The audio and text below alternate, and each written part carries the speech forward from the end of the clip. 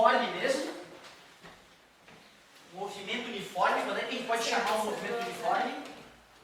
Aceleração igual a zero, uma boa maneira de representar. Mas vou achar um contra-exemplo. Olha isso aqui. Que tipo de movimento é esse aqui? Ó? Circular de que tipo?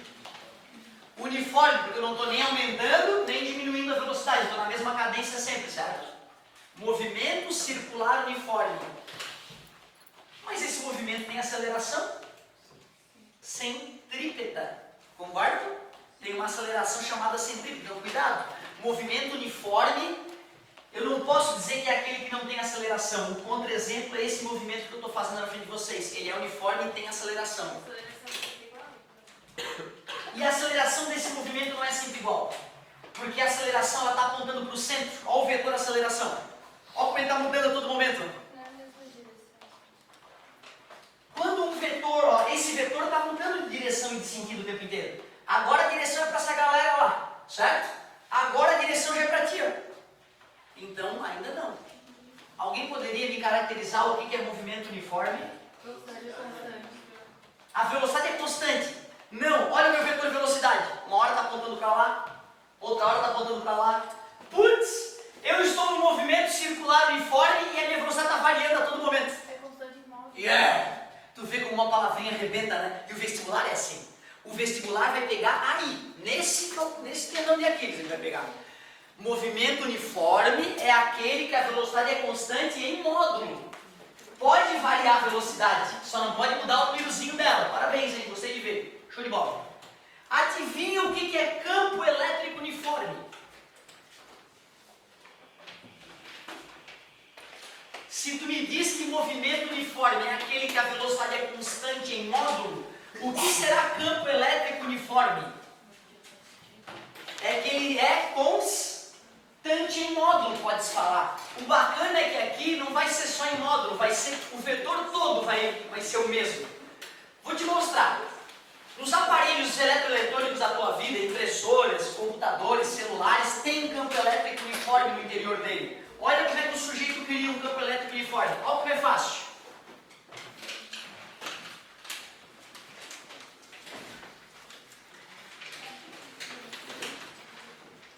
Para criar um campo elétrico uniforme, eu vou pegar uma placa metálica compridona, ó, saindo aqui do quadro para vocês. Outra placa metálica fininha, bem comprida, plana, saindo aqui do quadro. Uma delas eu conecto no polo positivo de uma bateria e a outra eu conecto no polo negativo da bateria. A placa conectada ao polo positivo fica positivamente carregada, a placa conectada ao polo negativo fica negativamente carregada. Se eu fosse desenhar as linhas de campo nesse caso, elas sairiam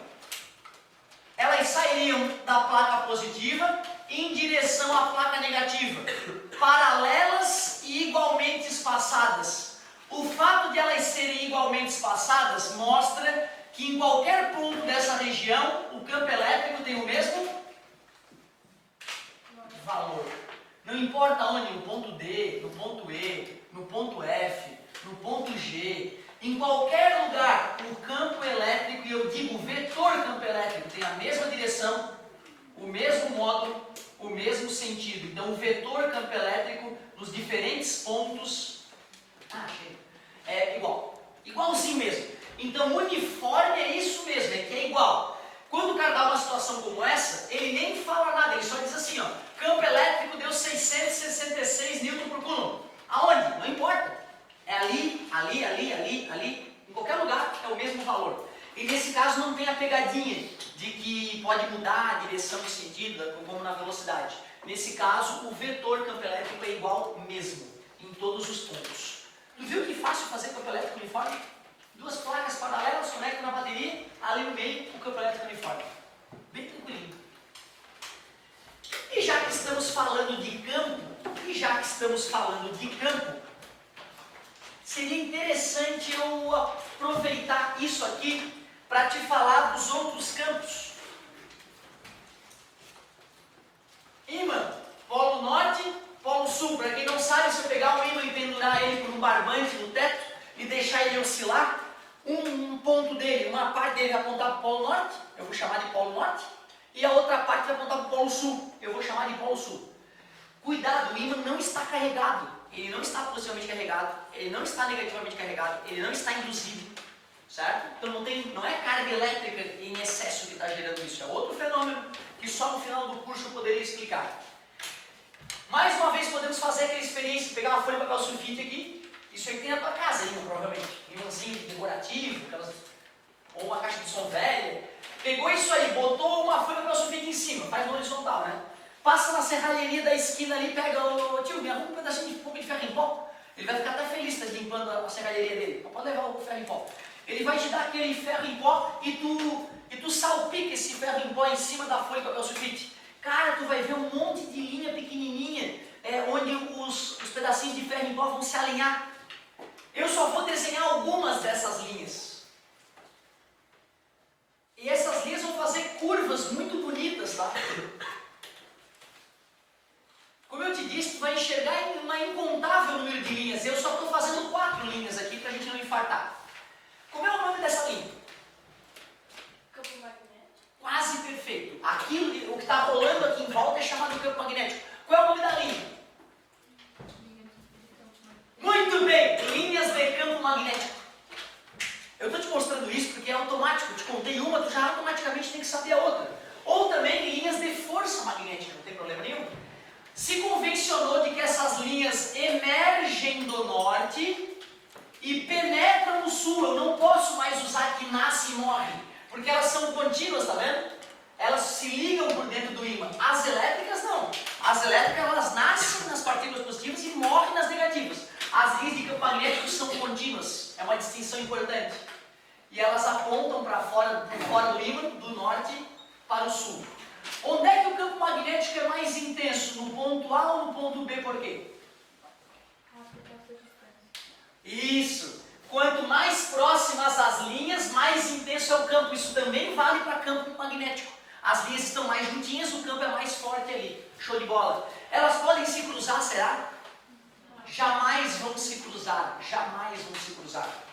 Tem um tipo de ímã também que aparece nos desenhos animados, que eu achava que não existia quando eu era mais novo, que é o ímã em forma de ferradura. Cara, esse ímã é o ímã que a gente mais usa no laboratório. É cheio de ímã em forma de ferradura em um bom laboratório de física. E aí, olha só onde é que vai ficar o campo magnético ali naquela região. Dirias que é um campo de que tipo? Muito bem, campo magnético uniforme. Essas linhas, elas continuariam, tá? Elas atravessariam por dentro do ímã, só que eu só estou representando a parte que me interessa, que é a parte uniforme. Imagina que em vez de um ímã, tivesse uma massa muito grande no meio do espaço. E aí eu com uma massa de teste venho aqui e solto. Venho com a massa de teste pequenininha e solto. Pego a massa de teste e solto. Tudo bem com vocês? Aí com isso eu posso fazer as linhas. Nome dessas linhas. Linhas de campo gravitacional. Ah, eu fico todo bobo. Linhas de campo gravitacional. O campo gravitacional, as linhas serão sempre convergentes, ou dA pro. Muito obrigado. Pega o ponto X e pega o ponto Z. Aonde o campo gravitacional é mais intenso? Por quê? Porque pode falar que é da distância até a massa, que é uma explicação intuitiva, ou pode ser técnico, porque as linhas estão mais próximas. Aí tu já está usando a técnica que eu te mostrei, certo? Beleza. Tu vê, as propriedades das linhas de campo servem para o campo elétrico, campo magnético, campo gravitacional, certo? Exceto isso aqui, ó. Isso aqui é perigoso. Ó. Isso aqui muda um pouquinho de uma para outra, né? Emergem do polo norte, penetram no polo sul, não é nasce e morre. E no campo gravitacional, a gente até poderia falar que nasce na matéria, morre na matéria e nasce na antimatéria. Só que antimatéria é uma outra história que não vale a pena a gente discutir agora. Portanto, a gente sempre vai supor que o campo gravitacional é sempre convergente, já que no ensino médio a gente só trabalha com matéria e não com antimatéria. Muito bem. Noções de campos outros. E agora mais um comentário. Último. Prometo que é o último comentário. Como é que será que é o campo elétrico no interior de um condutor carregado? Isso é uma questão que cai costumeiramente no vestibular. Olha só. Imagina que eu tenho uma esfera e ela está com excesso de cargas positivas. Quando a gente fala que o corpo está carregado positivamente, a gente supõe que ele tem trilhões de prótons em excesso. Trilhões é até pouco. Não. Então, olha só. Aqui nessa situação absurda, eu só tenho 4 prótons em excesso. Outra, eu estou fingindo que os prótons estão parados, é outro absurdo. A natureza atômica ela é bizarra, né? As cargas elétricas ficariam oscilando aqui, que daria o mesmo efeito que se elas estivessem paradas. Para onde aponta o campo elétrico que esse próton gera no centro? Para cima? Esta carga gera campo ali no centro apontando para onde, por favor? Pode fazer com o dedinho, não vou contar para ninguém isso errar. Quase. Mais alguém?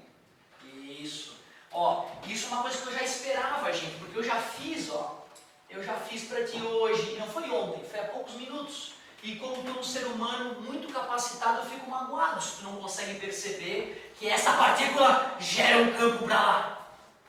Ou estou pegando pesado? Deixa eu ver. Não estou pegando pesado, acabei de ensinar. Tu viu como é importante participar e tá ligado? Esta partícula gera campo para onde? Obrigado pela participação. Fizeram o dedinho para a esquerda. Essa aqui. Obrigado. Fica lá. Esses vetores têm todos o mesmo tamanho, concorda comigo? Porque as distâncias são as mesmas, certo?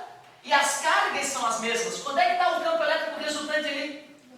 Que legal, no interior de um condutor carregado, circular, o campo elétrico lá no interior é 0. Mas olha o que vai acontecer, meus amigos. Olha o que vai acontecer, eu estou indo embora. Se eu venho para cá, tu concorda que o campo elétrico desse aumentou um pouquinho? Por que aumentou um pouquinho? Aumentou um pouquinho porque ficou mais próximo, concorda comigo? Mas o campo elétrico desses outros caras ficou um pouco menor. Por que ficou um pouco menor? Porque aumentou a distância, afastou. Mas por incrível que pareça, cara, se for fazer a soma vetorial disso, continua dando 0, cara. Até a casquinha, vamos chamar isso aqui de raio R, até a casquinha o campo é 0. Depois, por fora, o campo dá um certo valor e vai caindo com o quadrado da distância. Olha que loucura que é o gráfico do campo elétrico no interior e no exterior de um corpo esférico carregado. Depois eu vou fazer mais comentários a partir disso. Valeu, galerinha. Muito obrigado pela paciência. Pode comer a apostila toda. Toda a parte de eletrostática pode detonar todos os exercícios. Beleza? Espero vocês no estudo orientado. Valeu, galera.